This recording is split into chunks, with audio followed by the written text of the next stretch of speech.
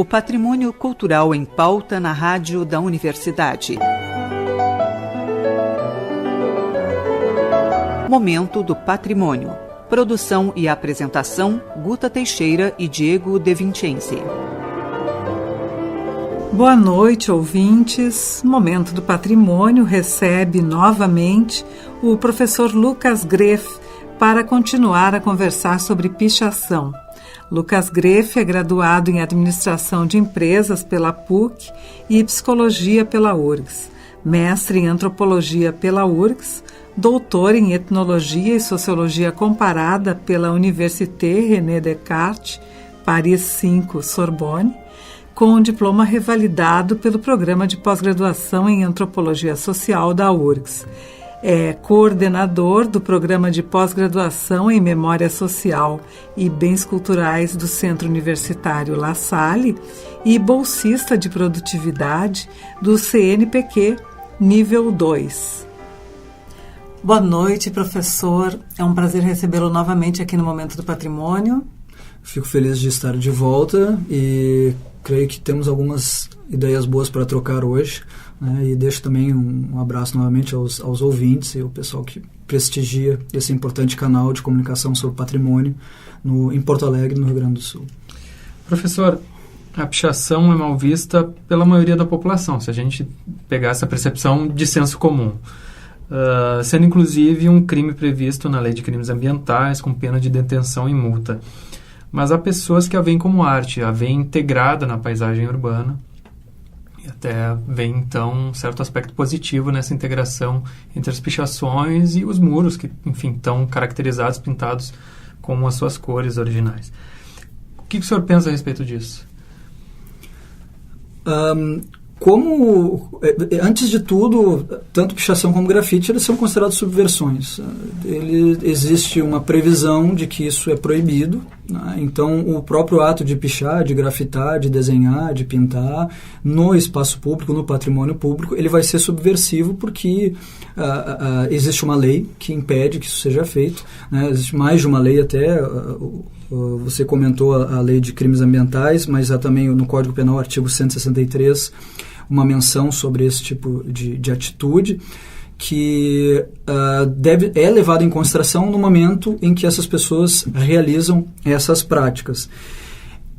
Ao mesmo tempo, você pode, num prédio público, na sua própria casa, autorizar que a pessoa faça uma inscrição sobre a sua parede, uma pintura sobre a sua parede. Portanto, não é crime, porque há uma autorização, há um contrato de trabalho, um contrato de prestação de serviço.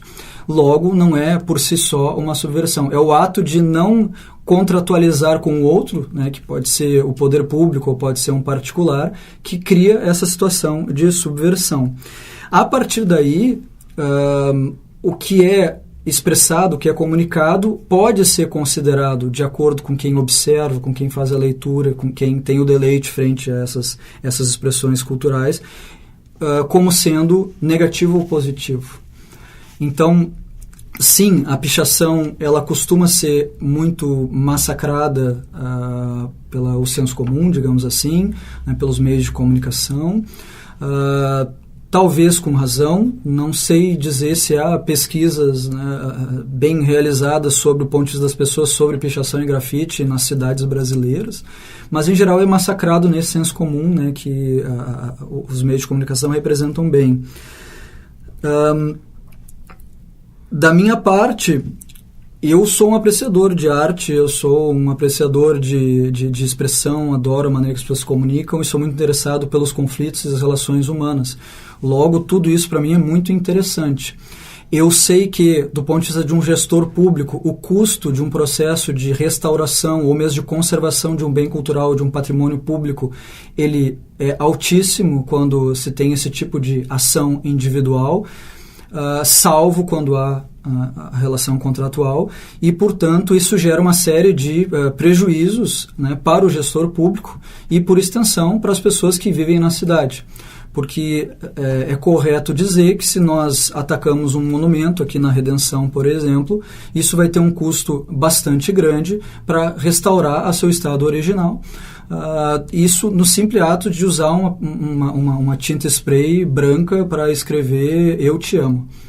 Então, isso causa uma série de problemas e vai também causar uma série de problemas para um particular que tem a sua casa pichada sem autorização, né, contra o seu gosto e que, portanto, gostaria de ver repintado a sua parede. Dito isso, a parte artística, eu acho que ela pode ser uma grande maneira de gerar experiências estéticas para as pessoas. Como toda obra de arte, como toda expressão cultural, o simples fato dela estar na parede não basta em si, é necessário que as pessoas se relacionem com isso, é necessário que haja algum tipo de relação de educação em cima disso, de sensibilização. Nós não vamos em frente ao quadro e sabemos tudo o que aquele quadro expressa, significa, por que ele está lá, por que ele não está, de onde ele vem, quem era o artista, o que isso significa para mim, que tipo de técnica foi usada. O mesmo que vale para uma visita a um museu, a uma obra de arte ou um monumento, vale para um ato de inscrição nos muros da cidade, inclusive da pichação. Lembrei agora, eu estava comentando com vocês antes da gente iniciar, que durante a década de 60 e 70 no Brasil, durante a ditadura, existiam poetas que se comunicavam entre si em grandes cidades, fazendo inscrições de piche, né, em diversos muros, e eles respondiam aos outros. Existia um diálogo cultural ali, que também era uma subversão, também é uma provocação. Mas isso era bastante codificado. Então, a maior parte das pessoas não tem acesso a isso. Então, nós devemos pensar para que serve esse tipo de expressão cultural e até que ponto ele repercute nos diferentes grupos sociais que compõem, né, uma sociedade urbana, uma cidade. Então, são vários pontos que valem para a discussão. E tem um outro que eu acho relevante também, que é o aspecto ritualístico do ato de pichar e de grafitar. É o ato que vale muito para quem pratica essas coisas, é o estar lá, às vezes é o estar sozinho, é o estar em grupo, em dupla, é o ver o seu ato no dia seguinte, é bater uma foto e utilizar nas redes sociais. Então, isso tudo também conta, também está relacionado à comunicação, aos sentidos que são dados a esse ato. Isso é um aspecto ritualístico. Eu coloco ele de maneira paralela com um ato de comemoração em torno de um patrimônio. Então, o monumento em si, sem atos de comemoração, ele não significa quase nada. Não é à toa que nós que trabalhamos com patrimônio sempre pensamos por que as pessoas não valorizam os patrimônios? É porque elas não conhecem. Por que elas não conhecem? Porque não tem atos de educação, atos de comemoração. Então, o ritual do grafite, o ato de pichar, o ato de grafitar, ele é envolto desse ritual que gera sentidos para quem faz parte do ritual, para os grupos que estão ali envolvidos. O mesmo vale para um ato de comemoração em torno de um patrimônio. Então, esse aspecto ritualístico ele é fundamental para comunicar, né, e dar um sentido para cada um desses riscos, pinturas, escritos que são feitos nas paredes públicas das grandes cidades. Eu gostaria de lançar algumas hipóteses, na verdade, discutir o assunto a respeito da motivação.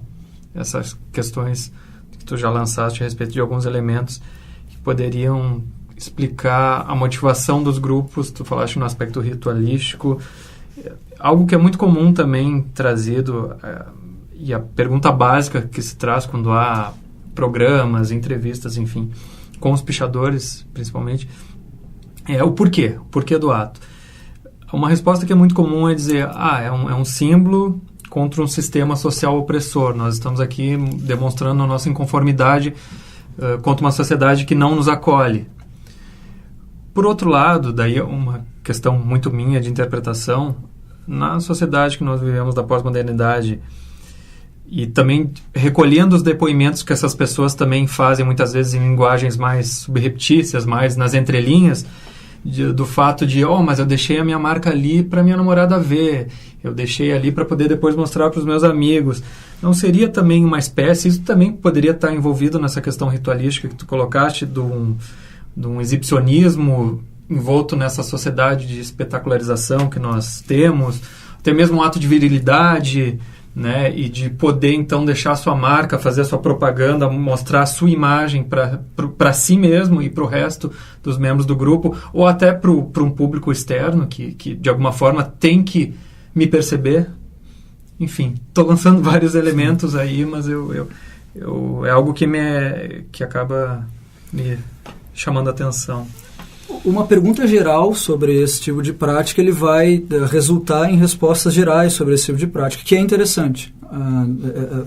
Quando a gente se aproxima de um determinado fenômeno, encontrar algumas questões gerais, algumas questões que parecem fundamentais para poder depois compreender o fenômeno em toda a sua complexidade, ele é um passo inicial, mas ele não pode encerrar em si mesmo.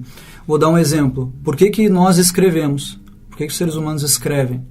Uma resposta geral para isso, bastante comum, né, quando a gente começa a pensar sobre esse tema, é para ultrapassar o tempo, é para ultrapassar a morte, é para ultrapassar a finitude. Então, se escreve para poder ir além da nossa existência biológica.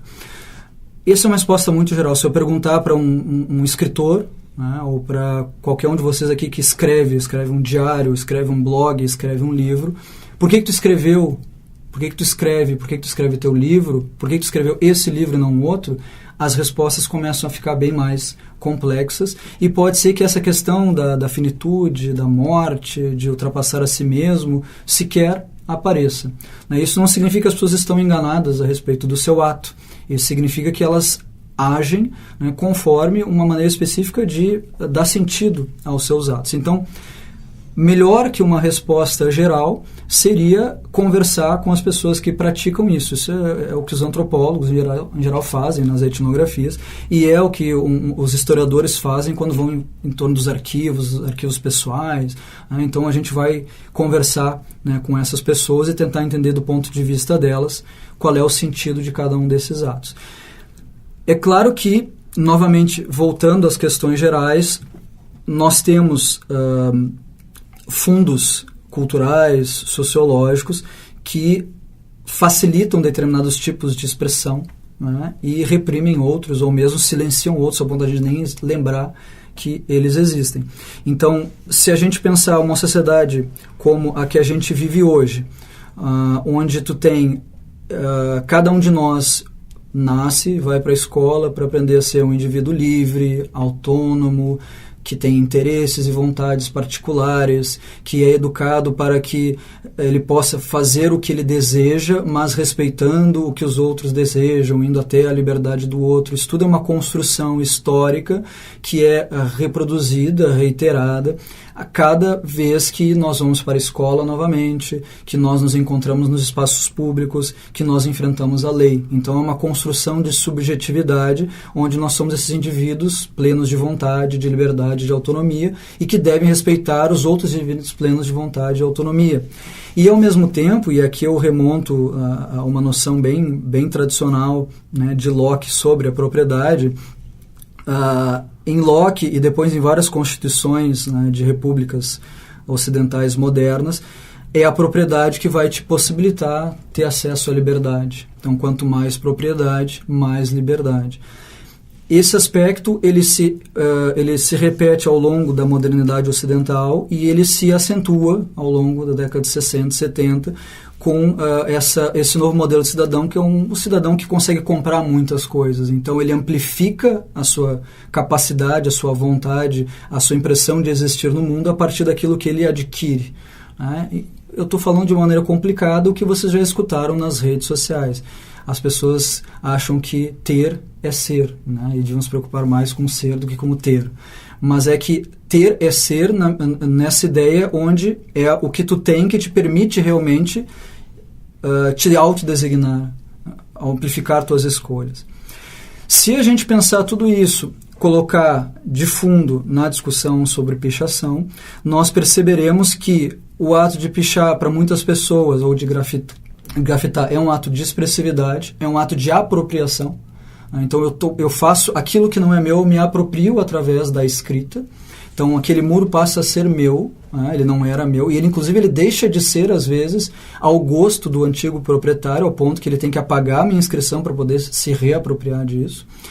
E tem esse aspecto de conquista, de objetivação, de escrita, de apropriação. Ele tem também, tu trouxe a palavra virilidade, dentro dessa construção de sujeito moderno, a noção de virilidade, de ser ativo, de um Robinson Crusoe na sua ilha do desespero, reconstruindo todo o seu mundo à sua própria guisa.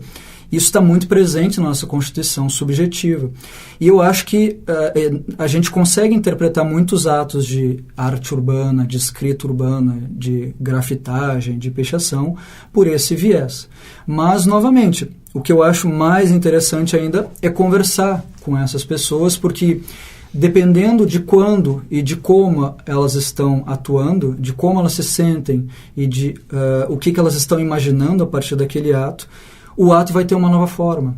Então, o que é comunicado é muito importante. Então, para além dessas condições estruturais, históricas, compreender como cada indivíduo ele afirma a sua subjetividade através de uma expressão cultural como essa que a gente está avaliando, ela complexifica o fenômeno e, inclusive, ajuda a perturbar esses processos de subjetivação do qual eu falei.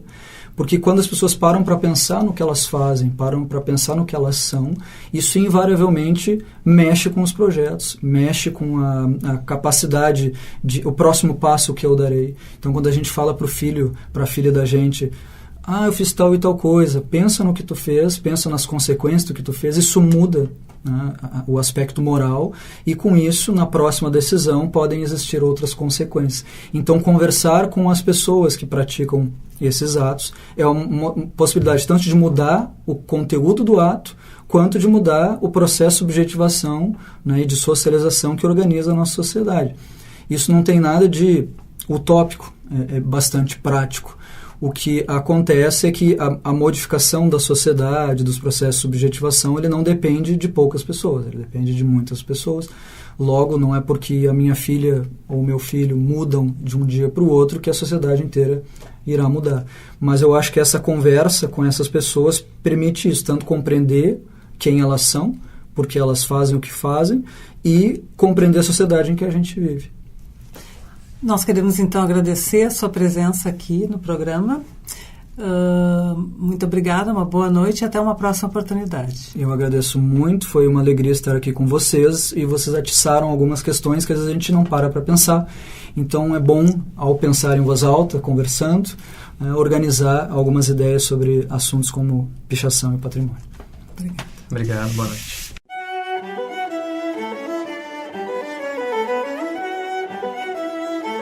Momento do Patrimônio conversou hoje sobre pichação com o professor Lucas Greff, que é graduado em Administração de Empresas pela PUC e Psicologia pela URGS, mestre em Antropologia pela URGS, doutor em Etnologia e Sociologia Comparada pela Université René Descartes, Paris 5 Sorbonne, com um diploma revalidado pelo Programa de Pós-Graduação em Antropologia Social da URGS.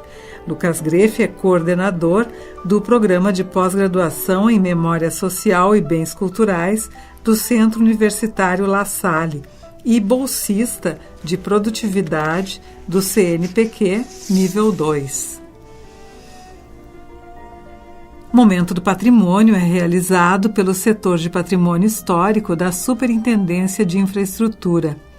O SPH coordena o projeto Resgate do Patrimônio Histórico e Cultural da URGS, que é responsável pela restauração, pela manutenção e pela adaptação à acessibilidade universal do conjunto edificado da universidade.